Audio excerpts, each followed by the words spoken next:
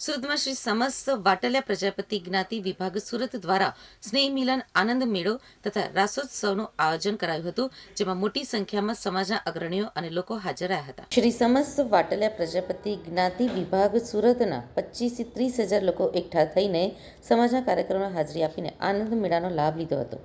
આ કાર્યક્રમ શ્રી વાટલિયા પ્રજાપતિ સમાજના સુરત વિભાગના પ્રમુખ કલ્પેશભાઈ વરિયા, કમિટી સભ્યો તેમજ સમાજના અગ્રણી નંદલાલભાઈ પાંડવ, જીતુભાઈ કાકલોતર તથા અન્ય આગેવાન અને સમાજ ટ્રસ્ટીઓ વશરામભાઈ કાલસરિયા, હરજીવનભાઈ વરિયા, ગોરધનભાઈ સરવૈયા, જયંતિભાઈ અને સમાજના કોર્પોરેટરો તથા તમામ પરિવારના પ્રમુખો તેમજ સ્વયંસેવકો હાજર રહીને આ કાર્યક્રમનું આયોજન સફળ બનાવ્યું હતું.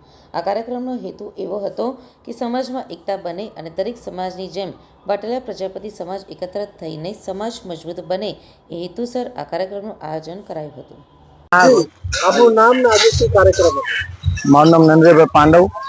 આજ રોજ અમારા સમસ્ત વાટલિયા પ્રજાપતિ વિજ્ઞાન સુરત તરફથી એક આયોજન હતું. સ્નેહ મિલનનું હતું, રાજગરમાનું હતું અને આનંદ મેળાનું હતું. આ આયોજન કરવામાં અમને અમારા પ્રમુખ શ્રી કલ્પેશભાઈ વરિયા અમારી એવી ભાવના હતી કે સમાજ એક થાય એના માટેનું આયોજન કરેલ હતું.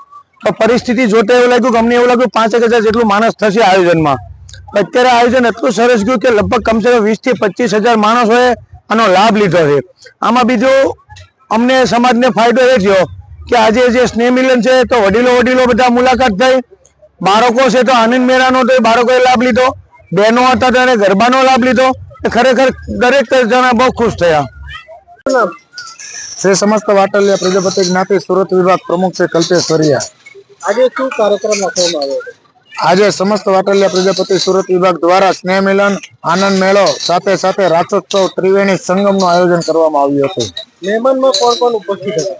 મહેમાનમાં સમાજના આગેવાનો, ટ્રસ્ટીઓ તેમજ આમંત્રિત મહેમાનો નંદલાલભાઈ કાળાભાઈ પાંડવ તેમજ ટ્રસ્ટીમાં વસ્ત્રામભાઈ કલસરિયા, હરજીવનભાઈ વરિયા, જયંતિભાઈ આંબલિયા, નાગજીભાઈ આંબલિયા તેમજ સમાજના હરેક આગેવાનો ઉપસ્થિત રહ્યા હતા. આ સમાજમાં આ કાર્યક્રમ કરવાનો ઉદ્દેશ્ય શું હતો? એ સમસ્ત વાટલિયા પ્રજાપતિ જ્ઞાતિ સમાજનો આ મોટો કાર્યક્રમ પ્રથમ વાર થયો છે. એનો ઉદ્દેશ એક જ હતો કે સમાજની એકતા, સમાજનું એક મોટું સંગઠન મજબૂત બને તે માટેનો એક મોટો કાર્યક્રમ હતો.